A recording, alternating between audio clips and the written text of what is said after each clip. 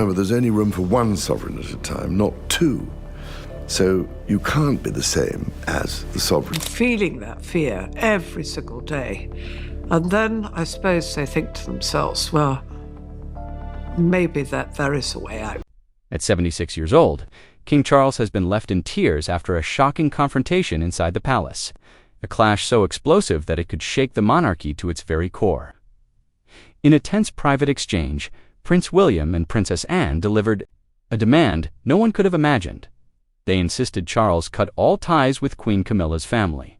The ultimatum was brutal, absolute, and left the king devastated. For Charles, it wasn't just the demand itself that broke him, it was who it came from, his son, the future king, and his sister, the monarchy's most loyal workhorse. Both of them stood united, refusing to back down. Their message was clear. Camilla's relatives must be excluded from every royal circle financially, socially, and even in the background roles they had quietly begun to occupy. No halfway measures, no symbolic gestures. A clean break, what had once been whispered tension behind palace doors has now escalated into what insiders are calling nothing less than a royal reset. This isn't just a family quarrel. It could mean a fundamental reshaping of the monarchy, its traditions, its power structure, and its public identity. For King Charles, the heartbreak runs deep.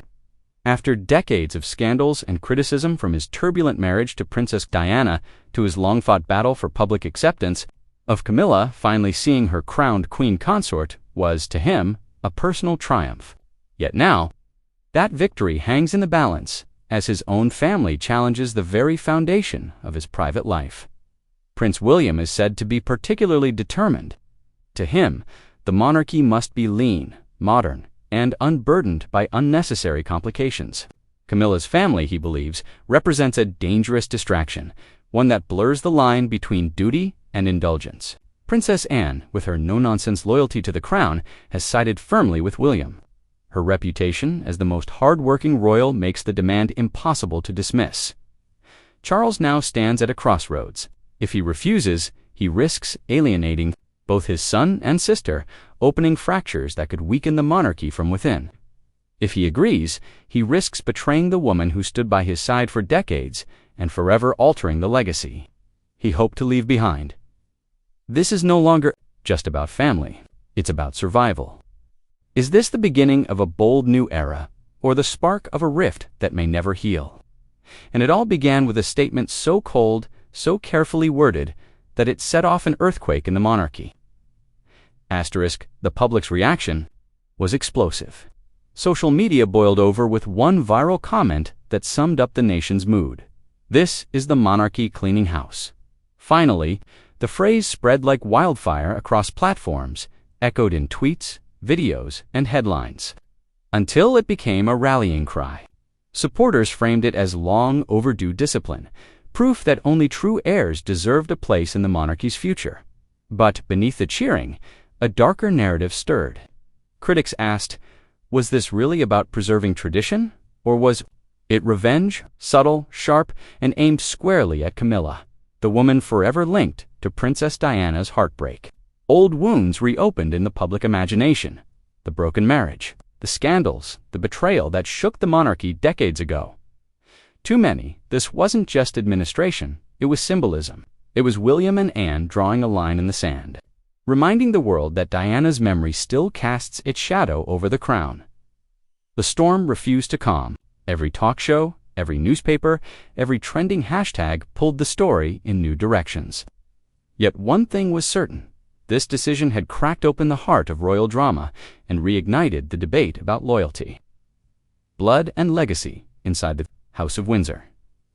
But why did William lead this campaign against Camilla's family? What did he hope to gain? And why did Princess Anne, known for her unshakable independence, align herself so firmly with him? William and Anne, a united front. Prince William has always carried his mother's memory like a sacred flame.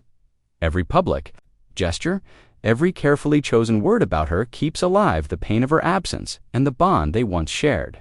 That loyalty to Diana shapes how he views his father's decisions, especially where Camilla and her children are concerned. For William, the monarchy is not a flexible arrangement to suit personal desires. It is a sacred inheritance built on bloodline duty and sacrifice, not a family business that step relatives can quietly drift into. The very thought of Camilla's children gaining influence within palace circles unsettled him deeply, and William wasn't alone.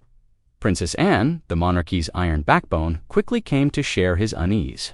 Known for her no-nonsense discipline and unwavering loyalty, Anne has never wavered from her belief that the crown must remain pure, unshaken by emotion or personal indulgence. Watching her brother Charles allow affection for Camilla to cloud judgment frustrated her. In a moment of blunt candor, Anne confronted him directly. "History will not forgive you if you weaken the crown for sentiment." Her words cut deep. For Anne, monarchy is bigger than any individual, including her brother. It is an institution built on centuries of sacrifice, and her duty was to protect it at all costs. Together, William and Anne's alliance became more than family solidarity. It was a declaration of principle. They carefully framed their objections, not as jealousy or family squabbles, but as a battle to safeguard the crown's survival. Their combined weight sent a chilling message through palace walls. The monarchy must not and would not bend to sentiment. Camilla's plea and the leak that changed everything behind the grandeur of palace walls, Camilla's calm exterior, began to crack. Fear and desperation replaced her composure. Sitting across from Charles, her voice trembled as she pleaded for her children. "They never wanted titles or power," she whispered. "All they want is a quiet life. This decision will tear us apart if you allow it." But whispers in the palace rarely stay hidden. Soon, a devastating leak slipped through the cracks. Buried inside dry legal documents was something explosive. Evidence that Laura Lopes, Camilla's daughter, had been quietly positioned for a future role as trustee in the management of crown property. To the public, it might have looked like a harmless administrative move. But within the royal circle, it was dynamite, undeniable proof of long-term planning. Proof that Camilla's family wasn't simply on the sidelines, but carefully securing their place in the monarchy's machinery. For William and Anne, this was betrayal carved in ink and paper. Their suspicions had been confirmed. The quiet presence of Camilla's family wasn't accidental, it was deliberate. The discovery lit a fire in William's chest and hardened Anne's resolve. Enough was enough. The siblings marched to Charles with words, sharp and final: "No more waiting, no more bargaining. This ends now." And with that, a line was drawn. Charles stood trapped between the woman he loved and the children he had raised to defend the monarchy. A storm gathering around him that threatened to shatter the crown itself. Camilla's family in the crossfire. At the heart of this storm were Camilla's children and grandchildren. Before becoming queen consort, Camilla lived a different life as the wife of Andrew Parker Bowles. From that marriage came two children, Tom Parker Bowles, born 1974, and Laura Lopes, born 1978. Their upbringing carried with it echoes of faith, aristocracy, and quiet ties to royalty. Yet now, their names were being spoken as if they represented a threat to the monarchy itself. When Laura Parker Bowles married, it was in an Anglican church, a choice that connected her more closely to her mother's religious roots than her father's Catholic heritage. Her childhood reflected this delicate balance: Catholic schooling on one side, Anglican traditions on the other. Camilla herself never converted to Catholicism, remaining firmly Anglican. While her children grew up shaped by their father Andrew's faith, this duality defined the Parker Bowles household. Two traditions under one roof, coexisting but never fully blending. Yet that fragile balance fractured when Camilla and Andrew's marriage ended. After 21 years together, the couple filed for divorce in December 1994, citing years of separation. The timing was brutal. Just months earlier, Camilla's mother, Rosalind, had died after battling osteoporosis, leaving her devastated. By March 1995, the divorce was finalized. Andrew remarried in 1996, but his second wife passed away in 2010. For Tom and Laura, these upheavals shaped their worldview. They grew up between aristocracy and royalty, between Catholic and Anglican influence, between public scrutiny and their own quiet individuality. Their story remains woven into the larger tapestry of Queen Camilla's life, a story of resilience, complexity, and survival in the shadow of the crown, But this raised a pressing question. Did Camilla's children truly have a bond with King Charles? Or were they simply passengers in the journey of royal destiny?